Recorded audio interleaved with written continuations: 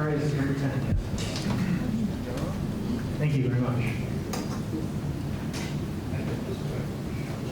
So I'm sure that people will continue to trickle in, but let's go ahead and call the meeting to order at 5:32.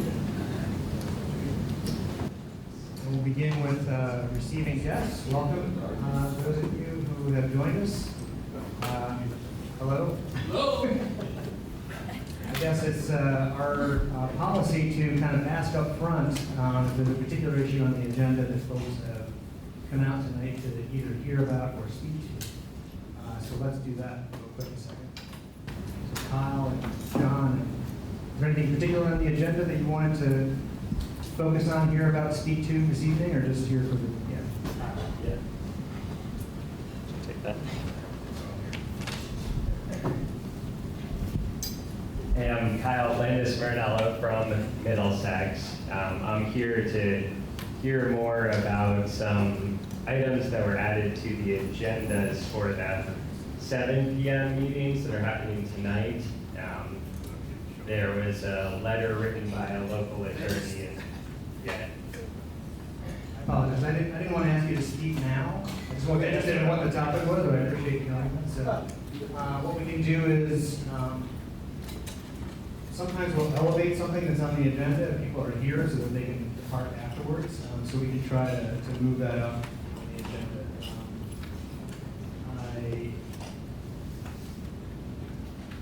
I'm not sure if that appears in our agenda. It's not on the SU agenda. That's not on the agenda. Okay. So the board can decide if it wants to add something to the agenda and set aside some time for discussing that. Hearing nothing else from our visitors, welcome. Appreciate you being here. Agenda revisions and board comments. So I guess the first question is if we want to add an item to the agenda to discuss the issue that Kyle has raised, which is the item that's on the district board agenda for later regarding a resolution, I think, that's proposed by, It comes from the default articles that requires by June 30th the resolution be done by the local boards. I see. And so that was prepared because this is the last scheduled meeting of the local boards for the local boards to take that up. All right. So let's add that as 3.1. You got a resolution. We'll move everything else down so that we can provide our visitors with an opportunity to depart if they aren't interested in the rest of the agenda. We do actually have some board comments this evening, quite a few of them, I think. And I will, the executive committee basically wanted to spend a little bit of time talking about and recognizing and appreciating the contributions of Bill Kimball as the superintendent of Washington Central over the last 7 years. So I'll kick that off with a couple of brief remarks, and I know there are other people here that want to say a few things as well. I used to think that I am a person who does not like receiving compliments and being the center of the attention. That may be hard for some people to believe, but that is true. But having met Bill and gotten to know him a lot better over the last year and a half, I know that he outclasses me in that department. Bill really doesn't like receiving compliments and really doesn't like being the center of attention. So Bill, you're going to have to brace yourself, I think, for a little bit. I have myself ready. All right, that's good. Kind of figured this might happen. Yeah, so I think everyone's aware that Bill has served now for 7 years as the chief executive and the principal leader of the Washington Central Supervisory Union and its constituent schools. He's also been, if it's not too precious to say, my teacher, I think, over the last year and a half. And some of the things that I've learned from Bill, talking with him, observing him, and serving with him, are first of all, how to be almost unflappable, pretty close to unflappable through incredibly difficult circumstances. Also, I think one of the things that's really impressed me about Bill is that I've learned from him is how to take time to step away once in a while and draw hope and energy from the students in the school system. If any of you has ever had the opportunity to run into Bill on the all too rare occasions that he has an opportunity to stop into a classroom or interact with kids and students, and talk with them about what they're doing, and even work with them as an educator, you know what I'm talking about. That really, sort of, I think, keeps Bill going, not just day to day, but year to year. Also learned from Bill how to strike a bold vision, I think, and also probably more important, how to persevere in the face of adversity and service to that vision. And also, I guess, how to be a servant leader. I think that's how Bill describes himself. I think that's how he conducts himself as well. So those are a few of the things from my perspective that I greatly appreciated about working with you, Bill. But I know that there are other folks that want to say some things too, so I'll pass the mic on to Scott. I think your next character. That's okay. Yeah, why not? Yeah, Bill, this is our chance for revenge. Yeah, I know, Scott. I don't know, some of you, Susanna especially, will remember that one of the first times that we met Bill was at a memorial service for our close friend and fellow board member in Calais, John Connell, who died suddenly and tragically just right after we were hired. That was a devastating event for all of us. And I just was reminded of it on Friday. John's daughter, Georgia, who had been severely disabled in the same car accident that had killed her mother and John's wife at the time.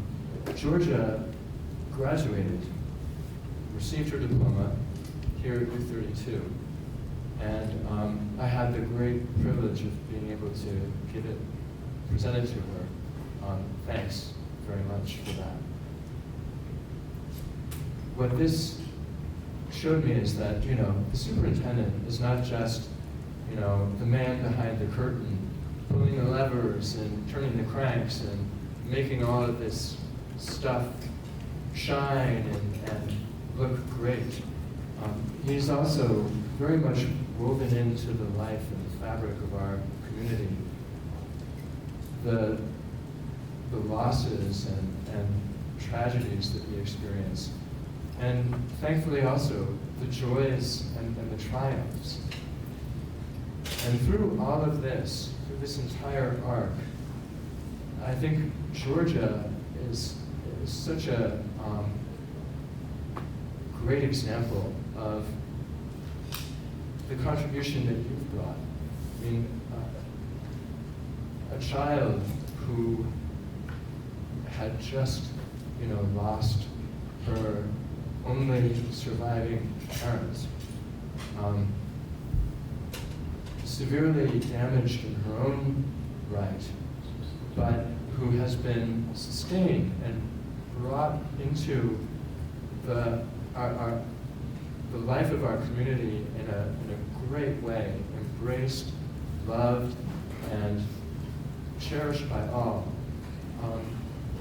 This is an achievement that I think many people are responsible for, but it shows what a superintendent actually means to us. And I would just like to express my own gratitude for the part that you played, not only in Georgia's development and in her finding a new life without her father in this community of ours, but also for so many other children who have their own stories and who have been able to find their lives among us too. So thank you. Yeah, so I'll go next. I started the year after Bill, so I feel like I've had a pretty good vantage point 6 years of board meetings and committees and evaluations and graduations, and just a good manage to watch Bill do his work.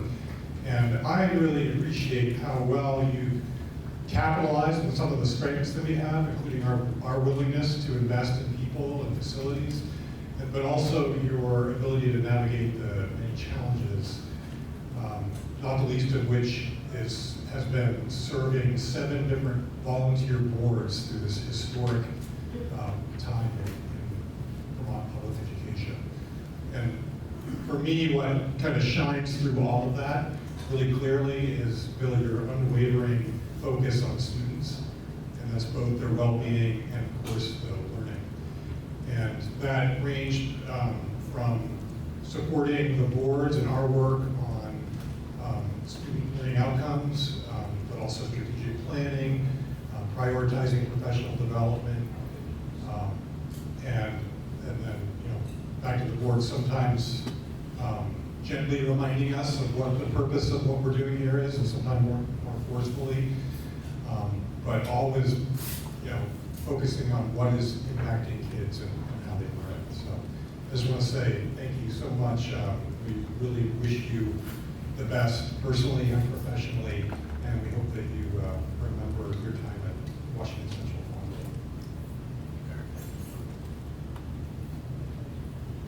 Okay. First, I'm going to apologize for being late. Bill, in my mind, is the shining example of what a superintendent should be. He is reflective. He is courageous. He is not afraid to take a stand when, in his professional estimation and belief, that a difficult or courageous or politically inconvenient stand needs to be taken.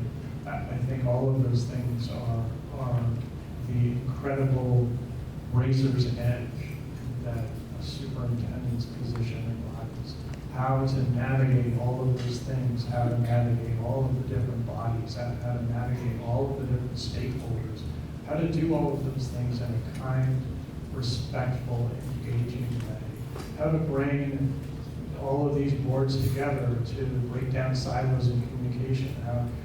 Jordan, early on in his tenure, Bill sort of corralled all of the board chairs in the SU to get together on a monthly basis and talk about all of the things that we wanted to do as boards, so that there was sort of this centralization of information sharing that could happen between boards that had never happened before. And at the end of the day, it all comes down to kids. And I don't know how many times I've heard Bill say those words. Well, for me, it always comes down to the kids.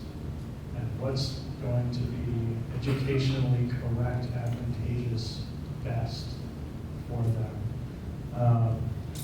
And you're a lifelong learner. You're endlessly curious. You are engaged in the world around you. You are modeling the very behavior that as an educational community we all aspire to for our kids. So thank you for all of those things and all of your time and all of your effort. And we wish you all the best, and you will definitely be missed. So I'm going to speak next, and then we're not going to have a free-for-all right now, although I did orchestrate this so that I would get to say some words, but I encourage others, I'm sure there are others who have appreciations to offer Bill, and I really encourage you to find him and share those words with him.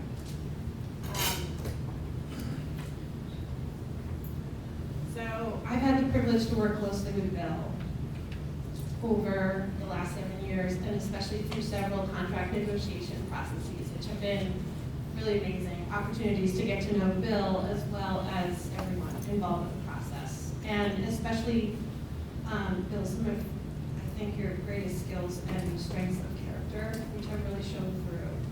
And I really would echo what others have said. The words that come to mind for me when I think of your vision, integrity, intellect, work ethic, empathy, and I don't think I've made this word up, but it seems perfect for you. Possibilitarianism, and it even has the word bill in the middle of it. So I think it is made for you. So I just want to say a few things about some of these that haven't been talked about much. Intellect, not to be understated.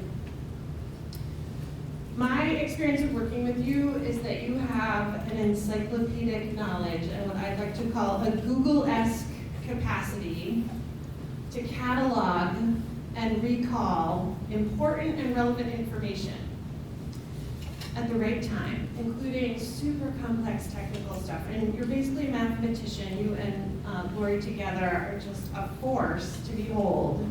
And it's been such an incredible asset. And being an educator is your calling in life.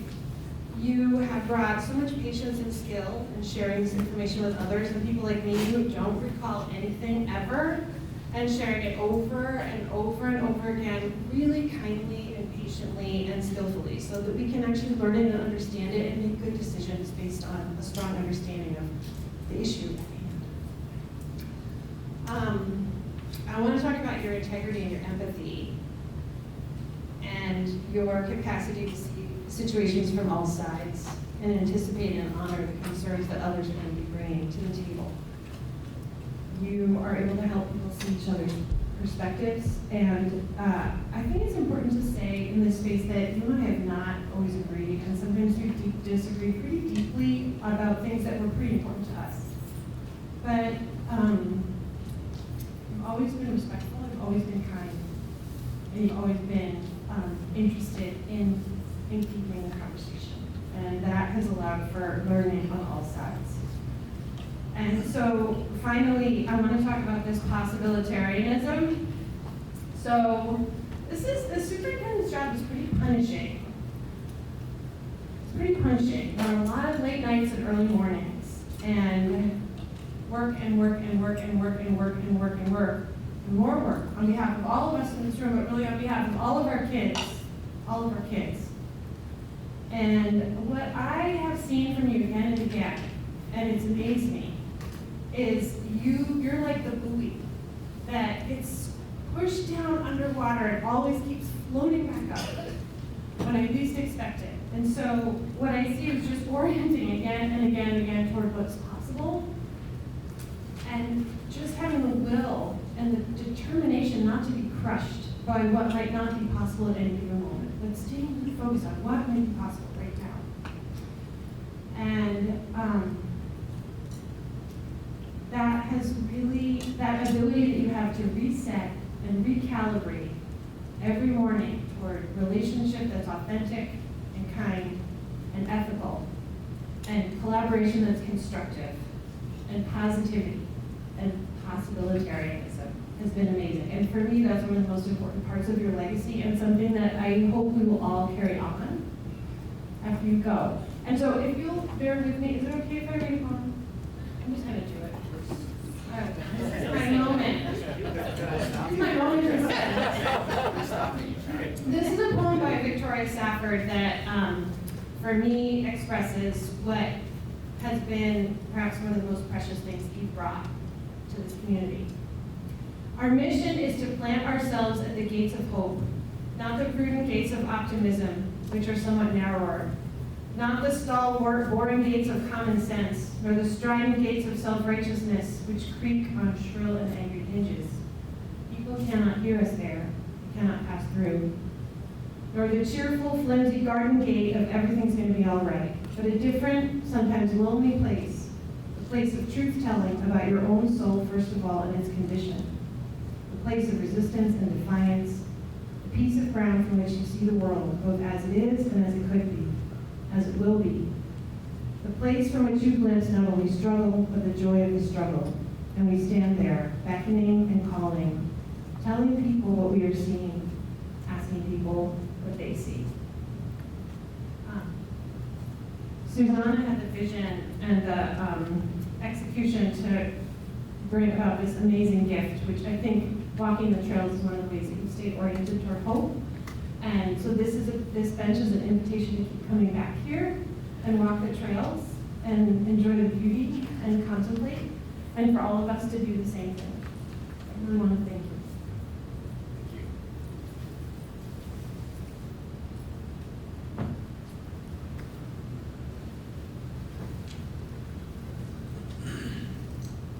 I hope you all join me in a round of applause expressing our appreciation for Bill and what he's accomplished and for his service over many, many years.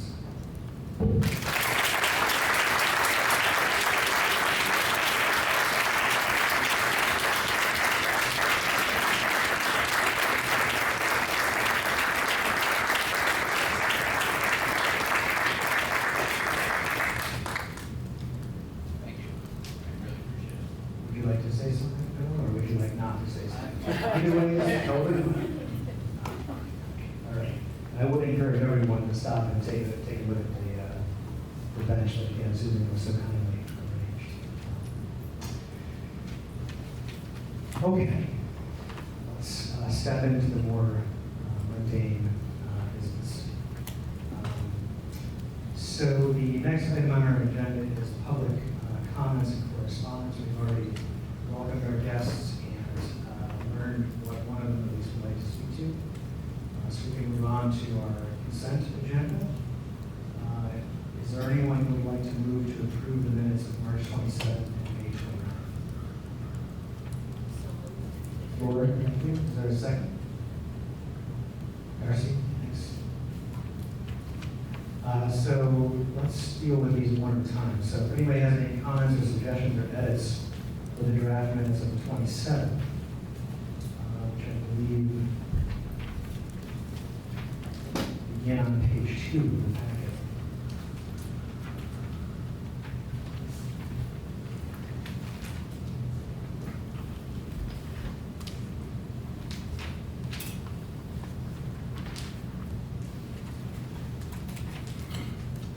Page 3, actually.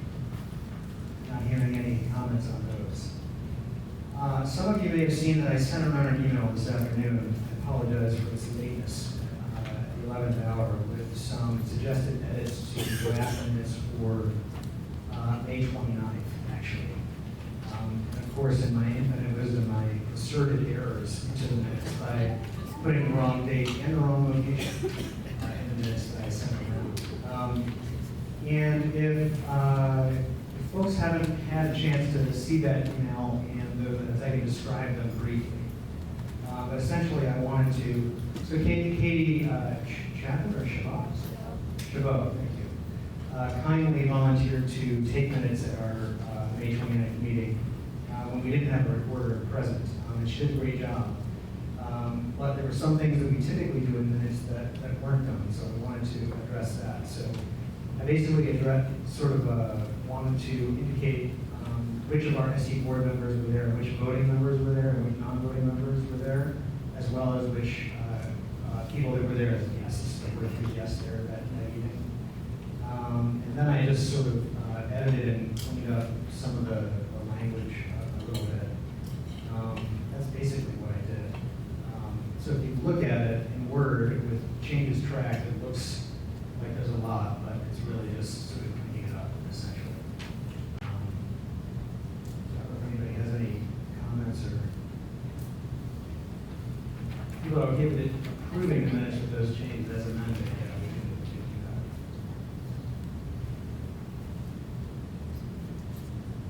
So if there's no further discussion, all those in favor of approving the minutes of March 27th as drafted and of May 29th as amended, please say aye. Aye. Opposed? Abstentions? Thank you.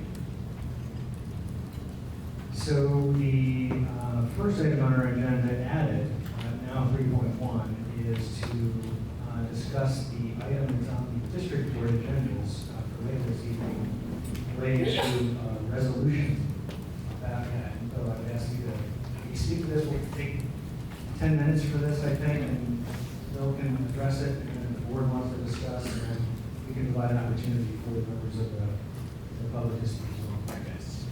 Stand over here. Is this on? So in your packets for tonight, or the local board, one of the things that's called for in the default articles of agreement is that there's a resolution by the local boards before June 30th, I believe it's in Article 6, maybe in Article 5, sorry. We asked Scott Cameron, the district's attorney, to put together resolutions for the transfer of property. And so that's one of the things that's called for in the default articles of agreement, being that this is the last warrant meeting on the calendar for the local boards. We presented that with you tonight. Scott gave a letter of the work he did and his work. I really didn't do much of it at all, except for ask Scott to put something together based off of some resolutions that have been done with Lamoille South and their transfer of property that they did a couple weeks ago by their local boards.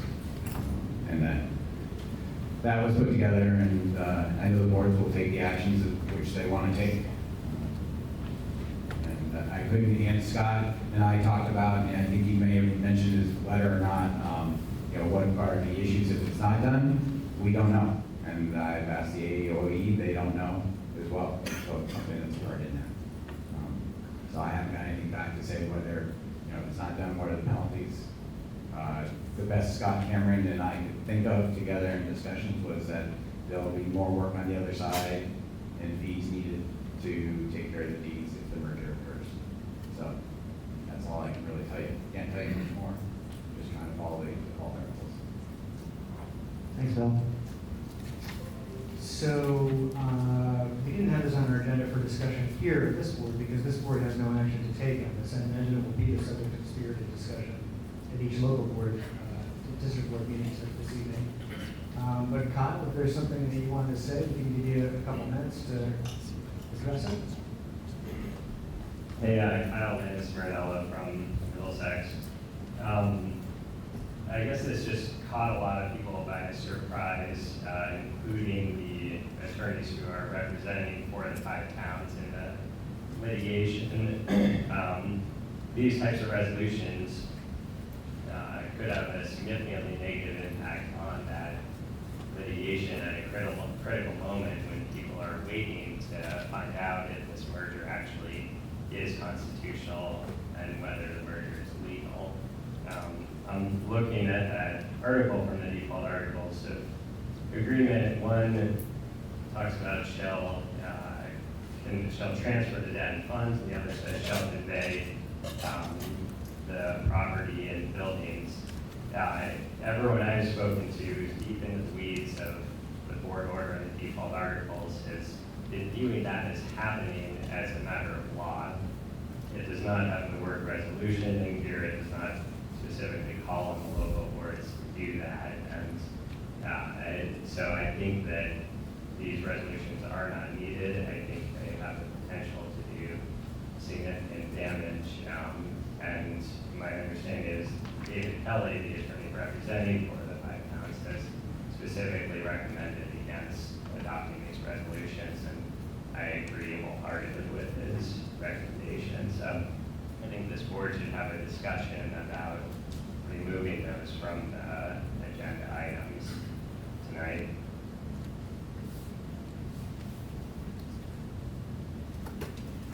Thanks, Kyle. So, again, we did not have this on our agenda. I don't know if there's appetite from board members to discuss it. This board does not have the power to remove items or address items that are on district board agendas. But if there's something that somebody wants to say, it's an opportunity to do that. Yeah, Rick.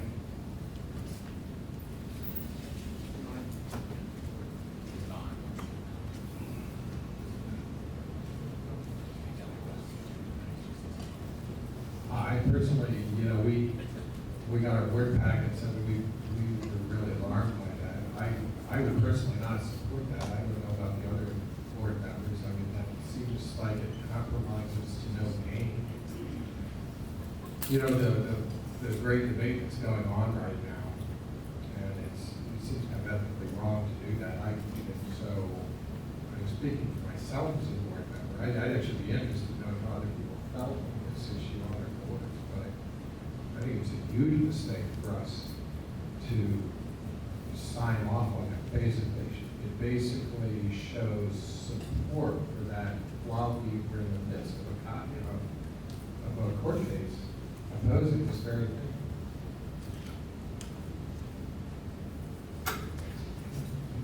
Chris? I also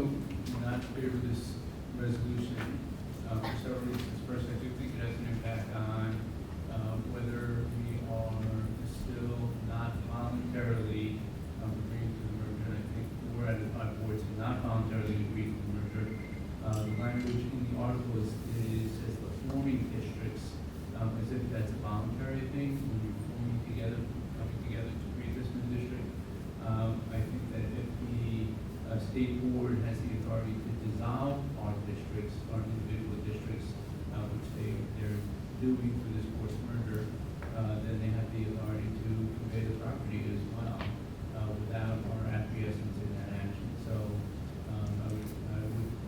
I oppose this resolution and hope that they don't. Alan? Matthew, I have a question. You said at the beginning of this discussion, I think, that there was no action for this particular meeting to take. Is that correct? There's no action on our agenda, as I understand, on this issue. Yeah, I don't, yeah. Okay, so my question is, who owns the Washington Central Supervisory building over here? Maybe building is in Yeah, it's U32. U32? Yeah, the Central Supervisory Union is not allowed to own any property. So my question was going to be, don't we have to convey that property? But if what Bill says is accurate, I took out, and it isn't. Then that answers the question. U32 is going to convey the property. But I think I do agree with Chris that there's no need for individual districts to sign a resolution conveying something that appears is going to happen because of authority that has been granted by the legislature for the assumption of the properties. It just seems unnecessary, redundant, a bit strange. Okay, so I think those points have been firmly made. Yeah, go on. So I just had a question, and I don't know if David Kelly, for reading the letter from Scott Cameron, my question is just like that letter that we were going to sign that we postponed to the 26th, I believe as the new board. What are the implications on insurance coverage for if all of the items are dissolved? Does the articles of agreement, the full articles of agreement by default make insurance and financing and the bonds and all of that right, or is this part of that step? That would be my only worry. So,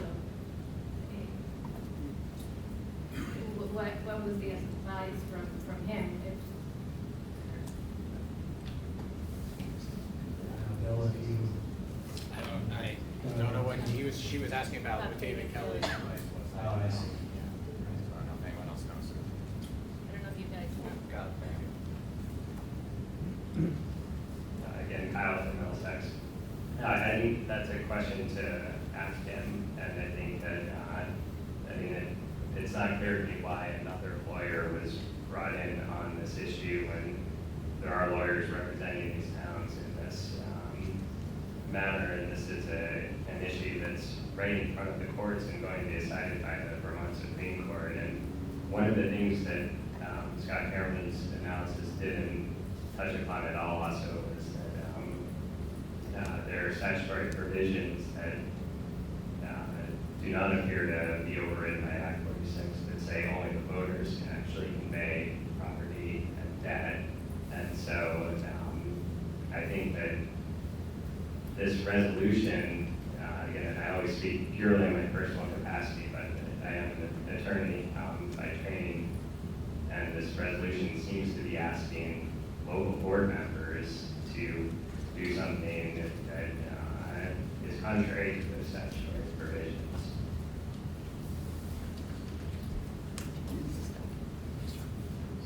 So I don't want to stifle discussion, but at the same time, I know I'm going to be discussing this issue quite a bit this evening already. Sometimes we do in this body discuss things as a group that are of relevance to every constituent district board, let me say. But unless there's an objection, I guess I would propose that we move on to the next item on the agenda, and folks can take this up in their district board meetings, as I'm sure they will. Okay, thanks. So we'll go to what was on the original agenda as 3.1, the celebration of Washington Central Supervisory Union. Thank you, Matthew. I'm not sure if everyone got them walking in and seeing how the audience has grown some. If you will everyone in this room, the executive committee and I worked on a process last week for celebrating the great work over the years of Washington Central. So we're going to ask that everyone participate. I actually said to folks that are here from the media that we'd like them to as well. And so I know that we're all part of that. You will get, there's some laid out, we have some more packets around here of orange and blue Post-its. There's a bunch of Sharpies on the front table there. We're gonna ask you to try to use those. I know we're gonna be close, there's like 40 of them there. And what we'd like to do is to do this somewhat quietly for a little bit. It's this activity, the power is in the silence. And I was thinking of you, Johnny, when some of the things that we've done together for processes, that silence is important at certain times. So the first 10 to 15 minutes will be quiet. And I'll let everyone know, but here's what we're asking you to do. We have some chart paper that's over here on these windows, so we're gonna use these windows for one piece, and those windows over there that say hope and dreams for another. And we're gonna ask you on the orange, while you've been part of Washington Central, to write 3 celebrations that you would celebrate that have happened in Washington Central's existence. However you've been here. For example, for me, it might be the creation of the student learning outcomes, or the renovations of 3 buildings successfully done, and the support from the communities, things like that. And then we're going to ask you to use the blue stickies. I should probably be holding these up. So these right here, the blue ones, for hopes and dreams that you have for the merge, for the new Washington Central Unified Union School District. And we're going to pass these on. And that's something that the executive committee and I put together, and I said I'd be glad to orchestrate it. So if you don't have any more, we have more at the front here. I know there's more back at the back table, but we're going to ask everyone to do that. We'll pass them around some more. And to put them up. And what we're going to do is put them up and then read in quiet. And then I'll give a time point, and we're going to actually form a circle in here and read these all together. And if you wish not to take part of it, we would really ask you to join us and be part of it. We think it's really powerful for everyone in the room to do it. We're all going to read, and we'll pass the mic. And we're going to read first. We're going to ask you to take 2 celebrations that aren't your own. So the 2 I just said are ones I won't read. You don't read your own, you read somebody else's. And then 1 hope and dream that's not your own. It's really important that you're taking someone else's, not yours, because we're trying to give voice to others, and we're trying to honor that voice of others. So it's a really powerful way to do this. What questions might you have about the process that I just laid out that we talked about? Darcy? Do you want 1 per sticky or? 1 per sticky. 1 per sticky. Because there'll be stickies left up on the windows. That's not bad. We'll figure out a way to get them later on. Can you remind us of the colors? So the orange is for the celebrations, and the blues are for the hopes and dreams. And please write, so you need 3 celebrations, 2 hopes and dreams. Please write big enough. The reason we're trying to use the markers is so you don't have to be right on top of them to read them, because we're going to ask you to have time to roam around and read. Okay? This activity probably takes about 45 to 50 minutes. This is the majority of the meetings, from the way the executive committee designed it last week. Other questions? All right, thank you.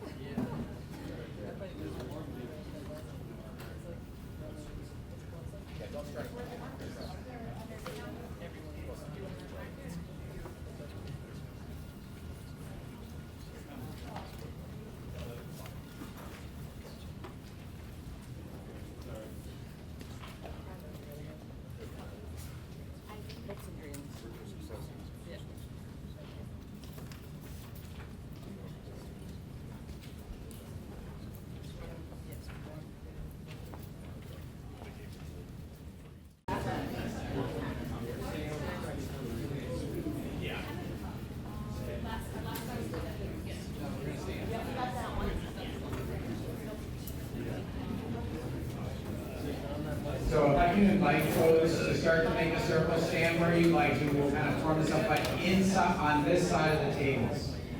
We really don't know much between us.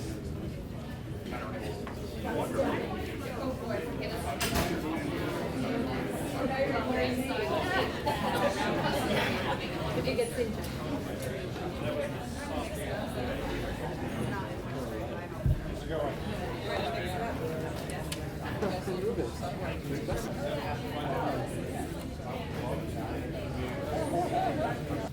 Everyone set?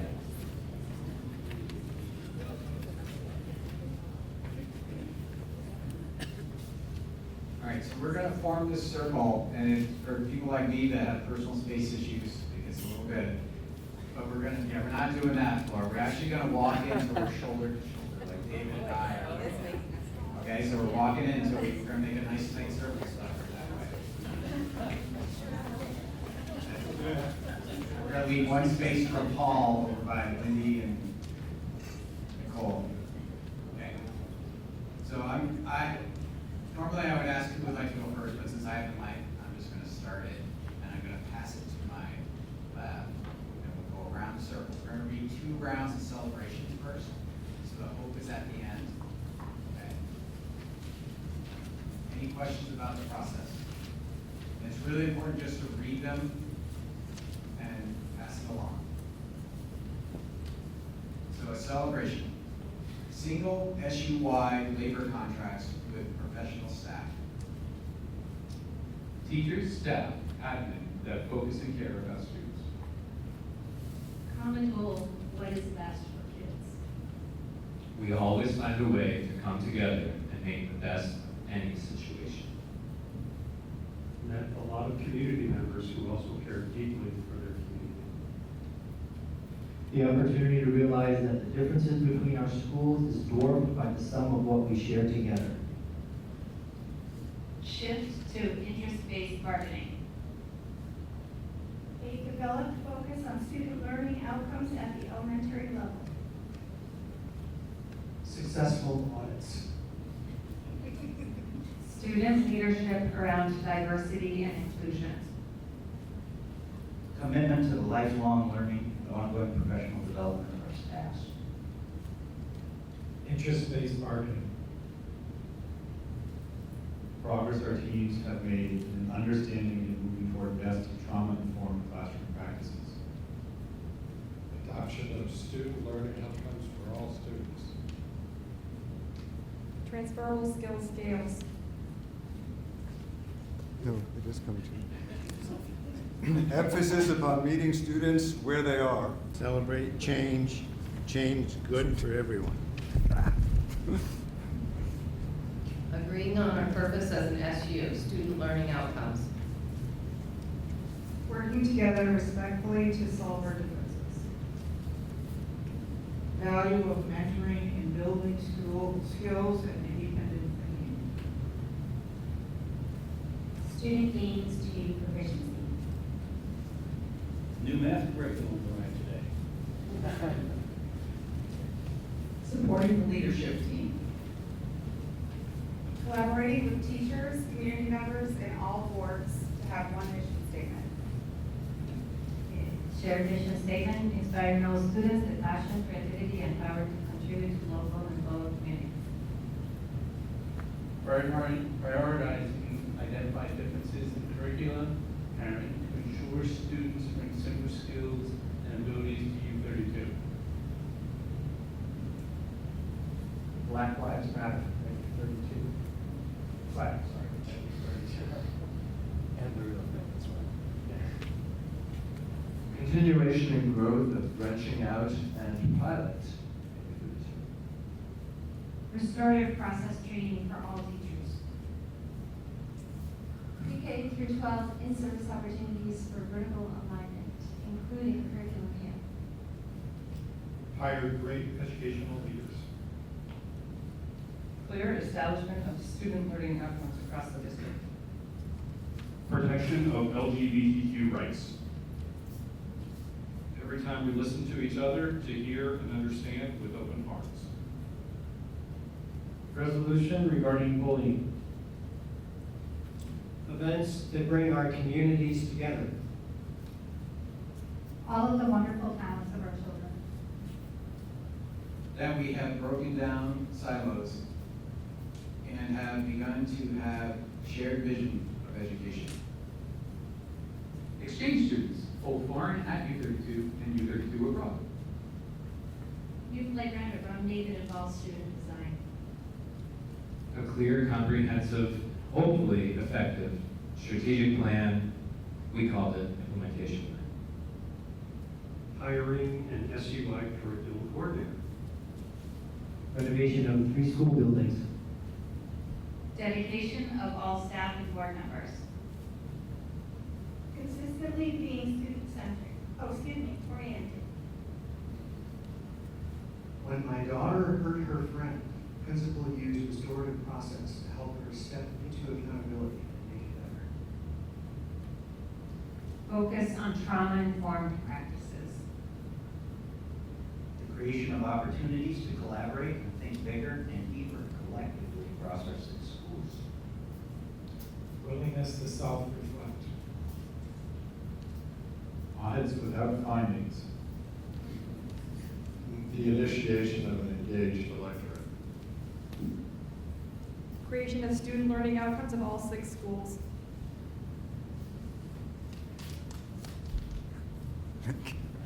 The ability to reach out and be inclusive, both within and outside our walls.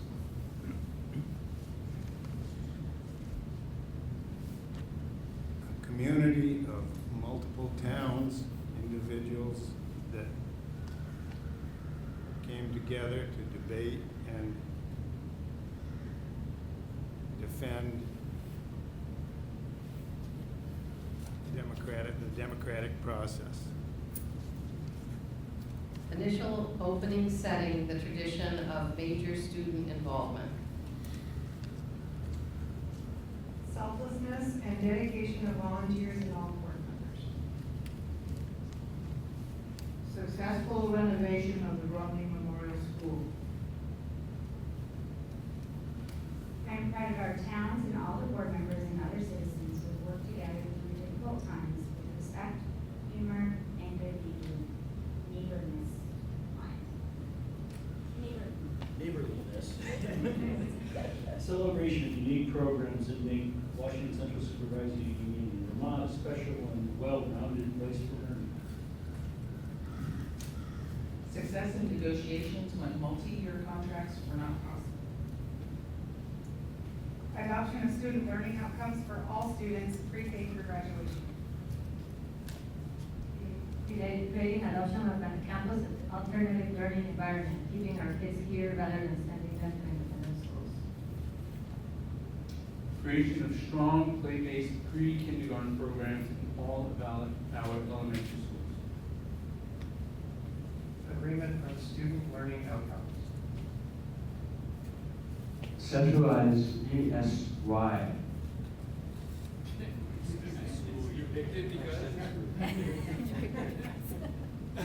Partnership with Washington County Mental Health School-Based Services. The recruitment, bonding, and emergence of a truly crackerjack leadership team. Focusing on trauma. Developing strong multi-tiered support interventions and PD that is reflected in our schedules. Trauma-informed practices. Inviting the robotics club to present to the boards was always full of surprises. Raising a Black Lives Matter flag. Dedication of teachers and staff. It's been amazing to see our teachers work together as a team to support kids. They are willing to learn and grow and become better together. So now we are on to the hopes and dreams. I hope we see more collaboration between our elementary schools, but that they each keep their own culture too. I picked this one both because it was super concrete and also I used to be a sousaphone. So somebody said, I'd like the marching band, please. And we think the children first, that's what it's all about. More choices for students. Strengthening communication. authentic connections and relationships throughout board, admin, faculty, students, and community. We have significant and sustained improvement in student learning. Creating or revisiting a shared vision, concentrate energy on progress for kids. Breakfast and lunch made available for all students at no cost to them or their families. Increased focus on students and their needs. Expanding opportunities for alternative programming within the WCU-USD.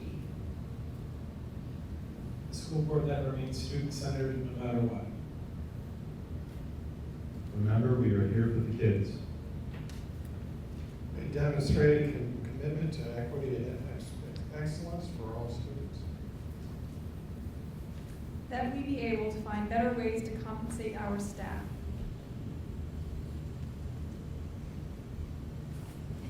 Creating a collaborative culture in our new beginning as a unified district.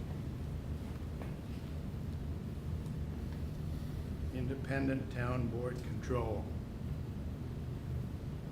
That we can put the politics of Act 46 behind us, move forward with a focus on the learning and well-being of all students in the learning community. Building the school community, partnerships for education. Strong communication and civil tone. Equity of opportunity for all students across all 5 elementary schools. Teachers and staff that feel supported and protected. That all voices are heard and valued. Every student has access to every possible positive outcome, no matter what. Development and implementation of a diversity curricula across all schools that recognizes and reflects the multiple contributions of people of color in the United States. Continued involvement by a wide range of community members in school affairs. Being open and trusting that our governments will work. Continue interest-based bargaining. That academics at U32 may be imbued with the same exuberance and drive for excellence as sports, theater, and jazz band and arts programs. Audacious, bold, big vision for the world we want for our grandchildren. Students continue to be the focus, that's why we're here. Dream about all students contributing to their community during and after their time in school. I hope our 5 towns will listen and be open to each other's ideas and see each other's needs and strengths. That we educate the next generation well enough to fix our mistakes. Hope that we continue to keep students at the center of all our decisions. Continued focus on student needs. Keeping kids first. Thank you all. I think that, at least for me, that was really a year. And there's some great hopes and dreams and some excellent accomplishments that's happened over the years, so I really appreciate your reading those. What I'm going to ask you to do is to make sure that either they get up on the wall or they stay on a table so that hopefully, and I'm promising for someone else, not me, that they will get written up. I was actually asked when Scott and I were talking about this after the executive committee, this would be great to have for future work. So, thank you all.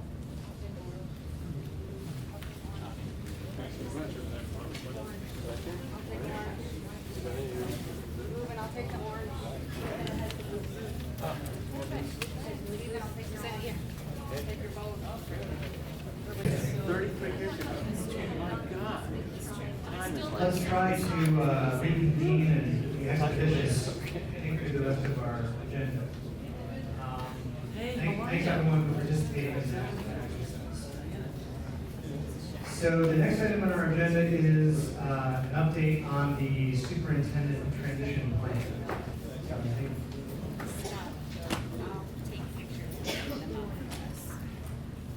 So, a couple of things we wanted to do here. But the first thing, I think I'd give you an update of the transition plan. is that Deborah Taylor and I have met, I've said this in a couple places, so I want to make sure, for those of you who haven't heard it. Deborah Taylor and I met today, and she met with the central office leadership team. We've met one other day previous last week, and we've had several phone calls back and forth, just kind of operational issues of what's been happening. I know she's been receiving many the board packets as well. She has an email here at Washington Central, and she'll be here on July 15th. And my responsibilities go to June 30th. So we're still trying to figure out the intermediate there, and I need to work with Scott on that. But at this point, most of that transition has occurred. And one of the things that the Washington Central Executive Committee and I talked about last week when we were in our meeting was that we thought there were some folks that, and this was an idea that came from a board member who remain not anonymous, but I think it was a great idea, of recognizing there are certain people that are doing heavy lifting right now for both the superintendent transition and the Act 46 transition. And Matthew, I'd have you come up here with me and stand. I'd like to ask Jen Miller-Arsenault, Kelly Bushy, Krista Mativier, and Laura Debo to join me up front, please. And I have this really fancy bag, too, as you can all see. It just goes with my personality. It's my, yes, so these four women have done amazing work in the past month and a half to 2 months, and they have more to go. They're maybe, I can't even say they're halfway through it.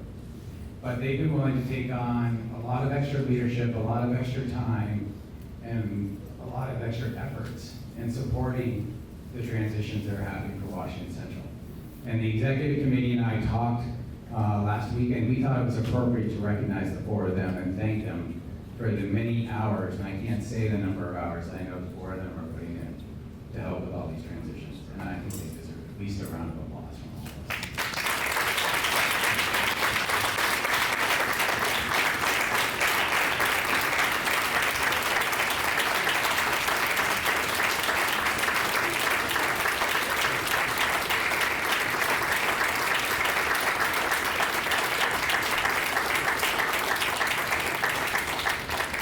So Matthew and I have had some cards and some certificates that just say for going above and beyond through the district merger and superintendent transition process. Awarded this day, 17th of June, 2019. Jen, thank you very much.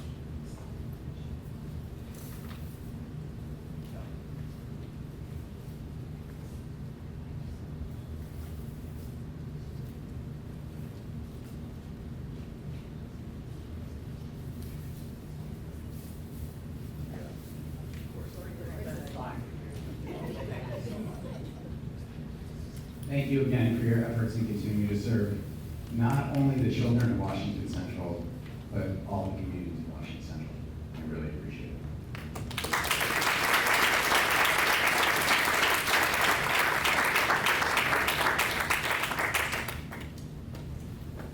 Are there any questions or comments from board members on the superintendent transition? Scott? Thank you, Bill. Oops, is it on?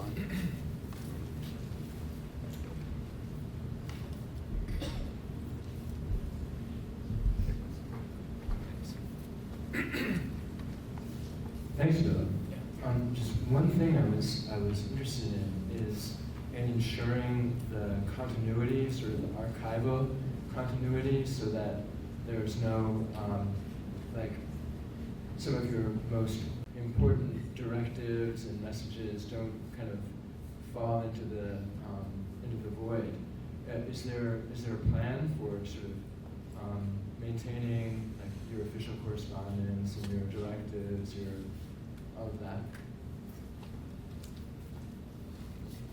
So that has to be kept. I would have to go back and look at statutory for how long that is. Usually we do everything by default to 7 years, but I'd have to check with all that. We back up all the mail. All my files are backed up, all that. Great. Anything else? Okay, thanks, Bill, and thanks to the team. The next item is the Washington Central UU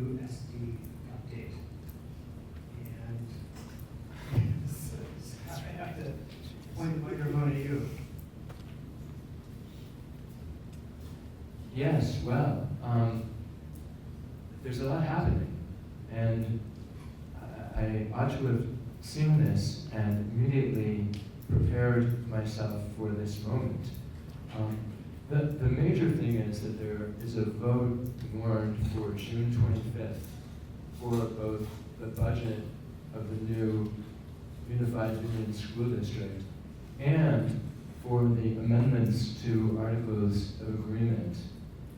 I think our chief concern now is to inform the public and educate voters as to what this vote is all about, what's at stake, what these various articles that they'll be voting on, especially the amendments to the Articles of Agreement, what they mean and what their implications are.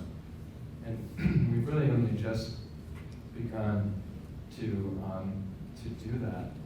Tomorrow, there is a budget forum here at U32, I think over in the U32 room? Yeah, 128, 128, 131.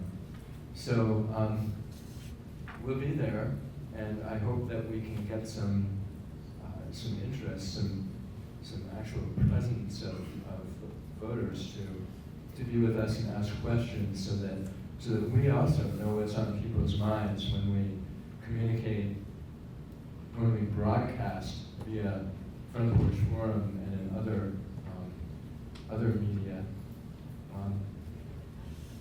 Oh yeah, thank you, Flora. Time for tomorrow is 6:30 to 7:30 is the plan. There will also be, probably not backed by popular demand, but by our own sense of obligation, another budget forum the evening before the vote on Monday the 24th, again in the U32 boardroom, 128, 131, and again at 6:30. So 2 opportunities for person-to-person contact on this. Meanwhile, there's so much else that I could probably just put everybody to sleep. So I would hate to do that.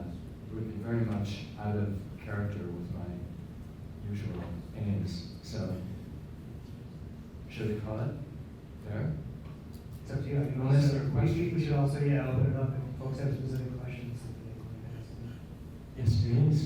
Scott, I talked to people in Calais. Hold on. See, here, we have more mics. Thank you, Bill. Talk to people in Calais, and they don't have a clue Sorry, can I just ask you to what's going on with all of this. Can I just ask you to identify yourself? Oh, Denise Bill in Calais. They don't have a clue. You know, they see the postings on Front Porch Forum. They really don't have any clue how important this is. And my question is, if it doesn't pass, what happens? We have a... Oh, no, let me just make sure it's on. Just hold down that mute button. 2 seconds.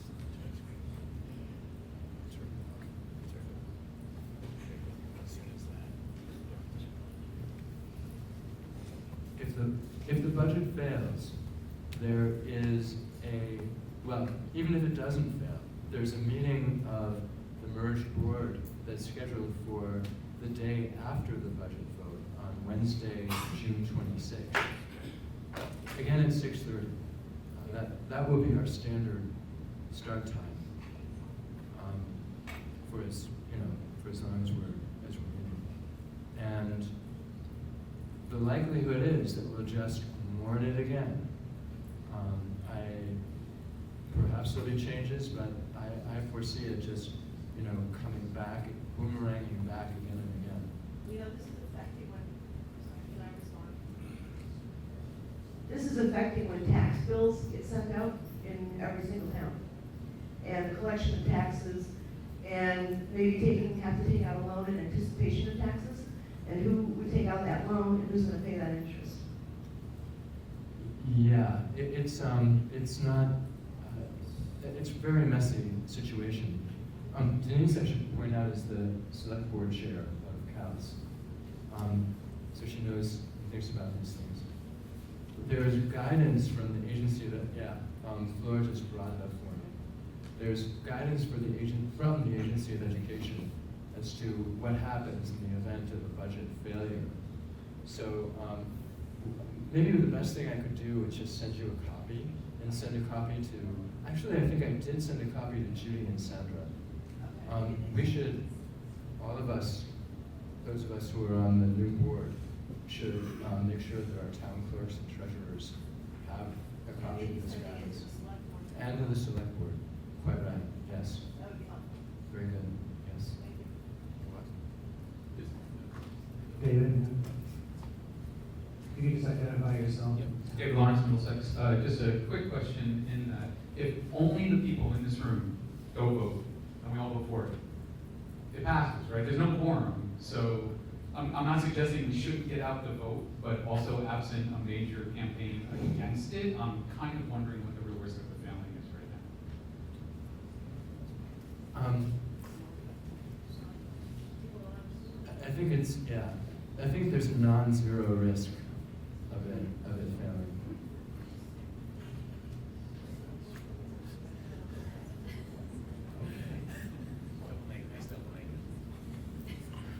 Yeah, Brian.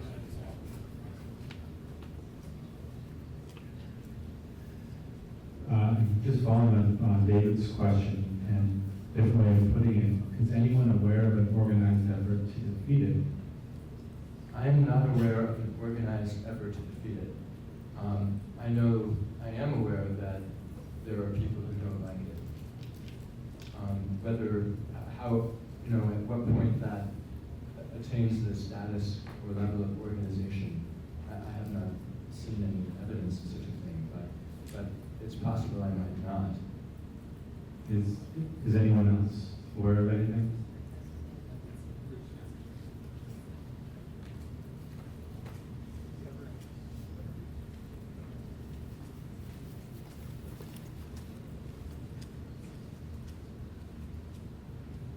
I mean, I'll just say it right here, I'm voting no, and I know a lot of people that are voting no, because there have been conversations going on.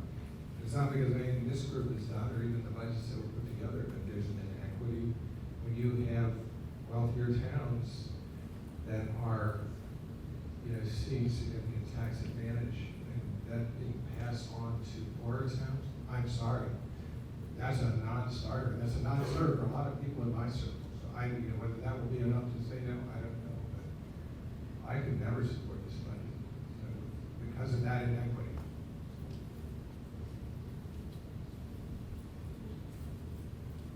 I'll just sort of reiterate what Scott said, which is that there is a hearing, public hearing scheduled for the budget tomorrow here. So if you have an interest in talking in more detail about that or expressing opinions about it, please do attend. Can I? Of course. I just wanted to point out a couple of points so that more people that maybe are not necessarily going to ask for this email from the AOE know that one of the very important things that this is that we have no authority to borrow money up to 87%. I know that a lot of people, including myself, have been thinking that that was something that we could do. We have no authority because our union has no past history. So we have not, we don't have a recent approved budget as the collection of the 5 towns. So have that in mind when you go out and tell other people about it. It is really important for our students to pass this budget. Yeah, and just so that you have some sense of the topsy-turvy world in which we're trying to make good things happen, that clause that Flora read, that we do not have a recently approved school budget, because there's no prior year budget. For the morning, we actually do have a prior year budget. That is, we have a budget with which to compare a percentage increase. So it's all kind of, who knows? We're just trying to, get to where we want to go. So with your, we're going to probably close this off shortly because we are past our time already. Just to clarify, if we cannot borrow money, does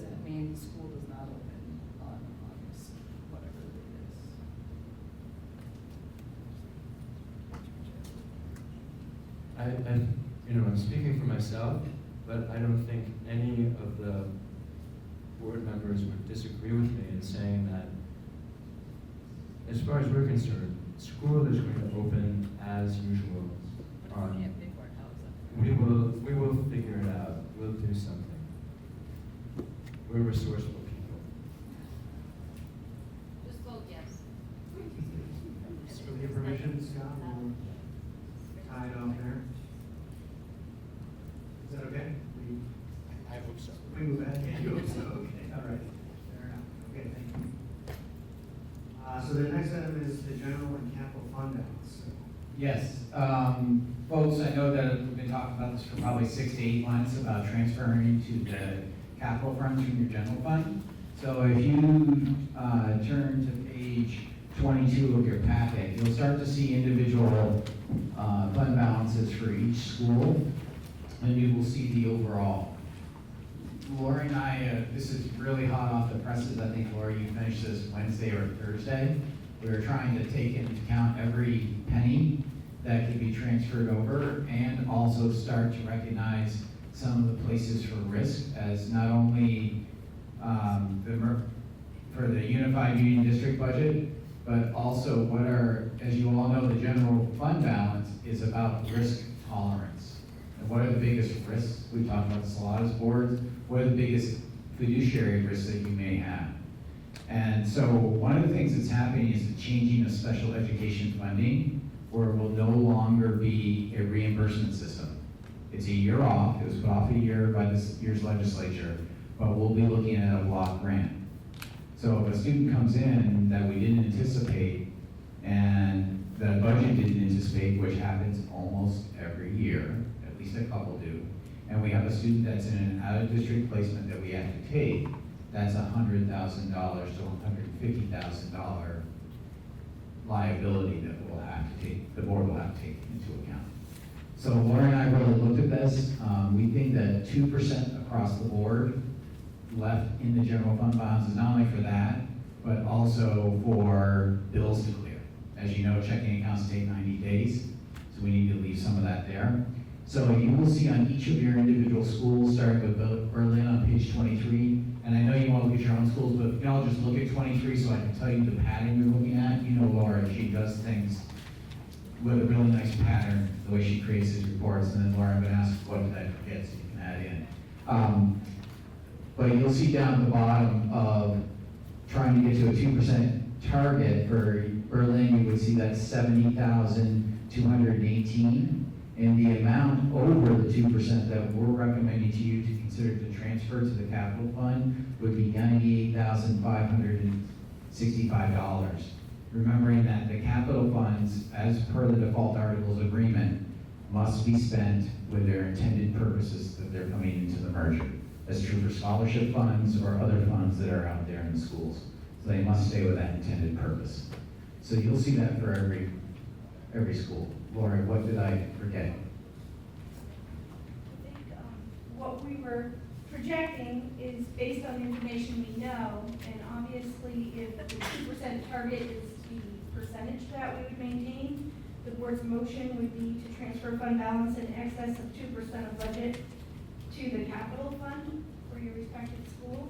And then that leaves it open so that we can close the books and come up with the exact number. These are projections based on our current payroll and spending. We obviously had the month of June still in motion at the time that all this was calculated. So it could swing $5,000 or $10,000. Bill alluded to the memo. We've outlined why we need a fund balance. The best example I have is today. I received a note from the state saying that they owe us $1.2 million, but I might only get between $400,000 and $800,000 of that. So I have to float $400,000 until I collect from the state. Part of it is waiting for the governor to sign a bill with what was mentioned in the memo. If I don't get the whole $1.2 million, I'm gonna need this $800,000 reserve to help pay the bills. Or I would have to roll checks. Not to threaten the situation, but that's exactly how it would work. And having said that, I think if you look at the capital fund, you'll see that we tried to map out what we know might be coming in the future for each of your schools and even for U32, there's a large track project. So at the bottom of that page, you can kind of see what we're anticipating if these numbers play out for a projected ending fund balance for each of the capital funds for next year. I think that was it. Anyone have questions? Yes, I will. You had motion language proposed of a transfer of funds. Thank you. You had motion language proposed of transfer of funds in excess of 2%. Is that as of today or the last day? As of June 30. June 30. Okay. 2% of budget. That's the calculation we came up with would be sufficient. You've been historically using 4%. Any other questions? Hi. Do you have a sense on whether the amount due from the state will be reconciled by June 30th? I will not know until Friday. Do you know that this Friday though? This Friday, I'm supposed to know out of that $1.2 million, how much she's projecting to send from the agency for special ed.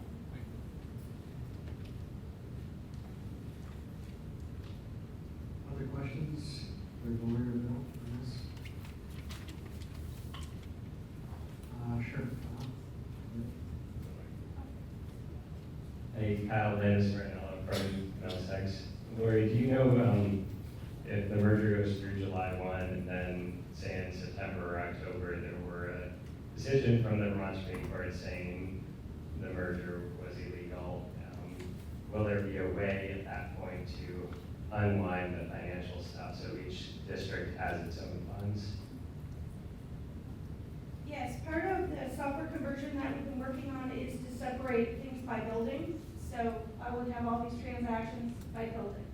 So when they come into the new entity, it will have a very detailed breakdown. And I reviewed that with our auditor to make sure that I understand what I'm doing, because this is a new one for me.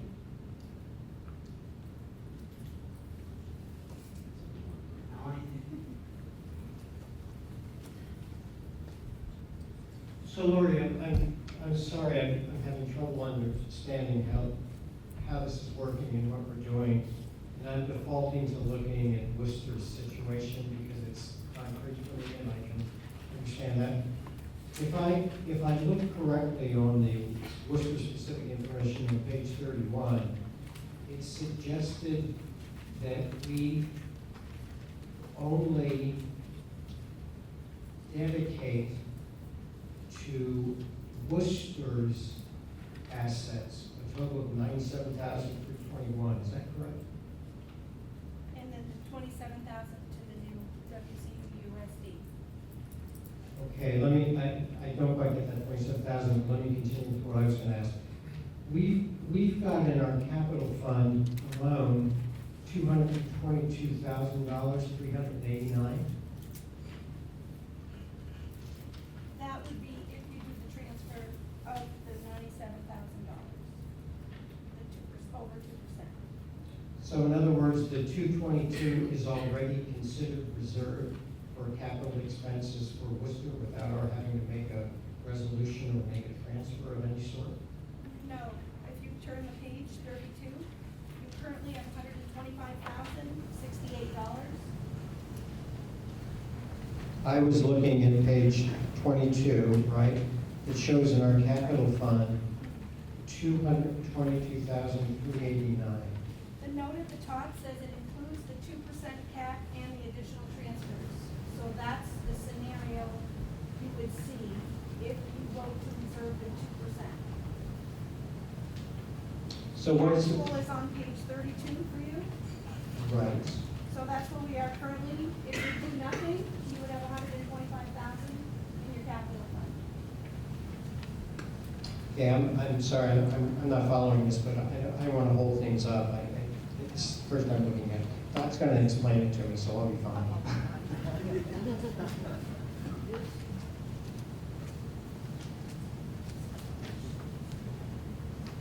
Okay, there are no other questions on that.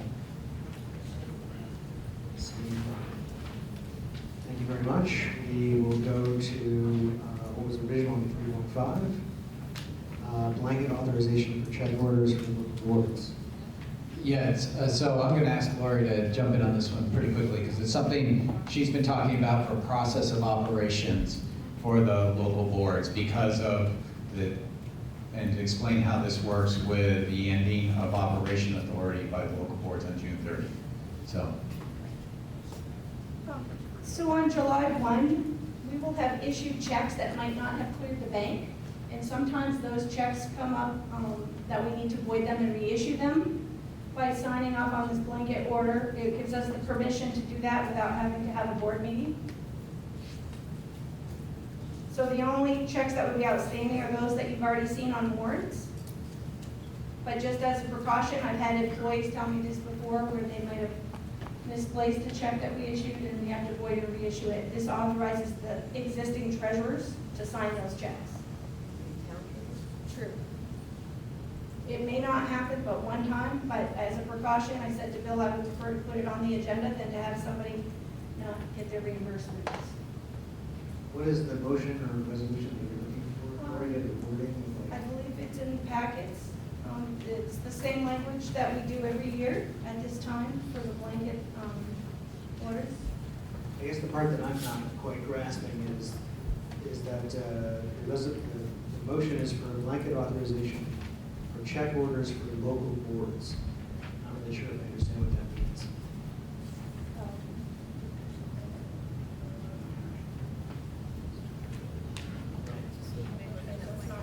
I don't see anything in the packet about it.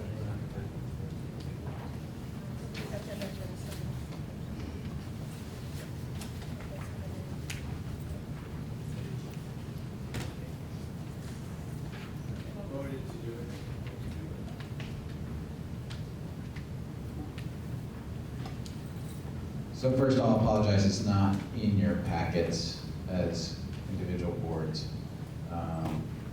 It's a usual blanket resolution that we've all seen for many years that we do. Are you asking each district board? Each district board needs to do it, not the There's SU. no action. There's no action, you took that action here back in March as this board. All right. So that'll come up in each district board. Yeah. Okay, thanks. That's what was confusing. We're just trying to cover all the bases, as Laura said, if we get Yeah. a check miss. Johnny? It may not be on the agenda for the. It may not be on the agenda for the local board meeting, so just for all of us to pay attention to that and add it to the agenda. Thanks. Yeah, I wonder if we might need some help with the wording so that we, that would be awesome. Good pro tip. Okay, are there any questions about the reports to the board, the administration report? Lori, do we have a presentation on the financial report, or are we just, that was it, okay. So if there are any additional questions on the financial report or on the administrator's report, take them now. Hearing none.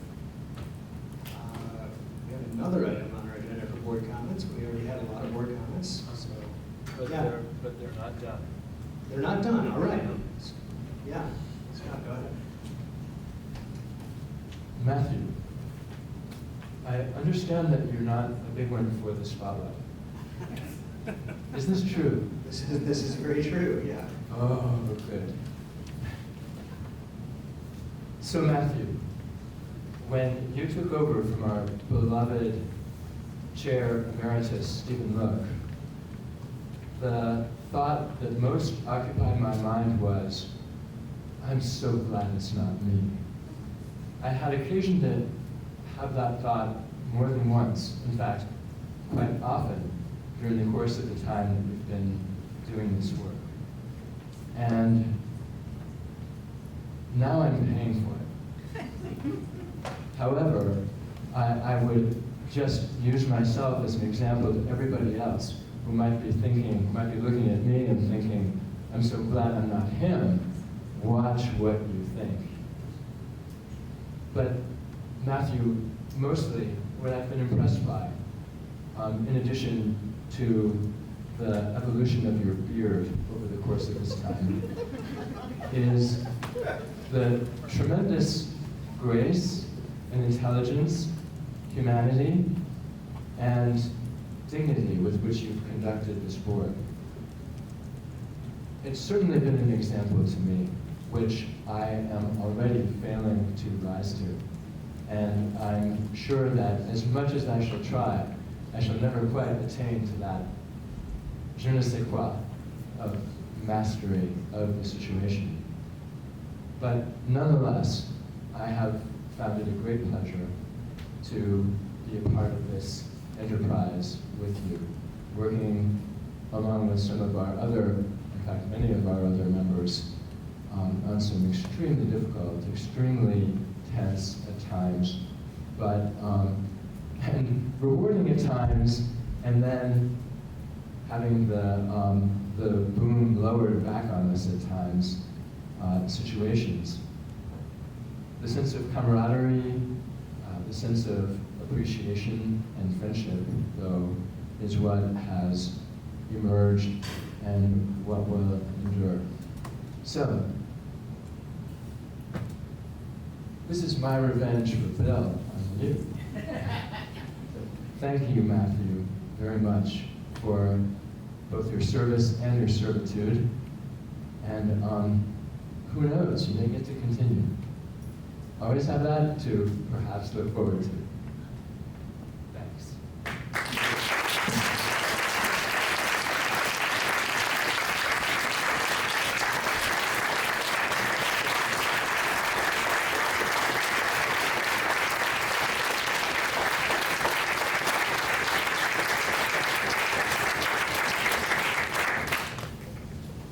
So Scotty, working on your beard now?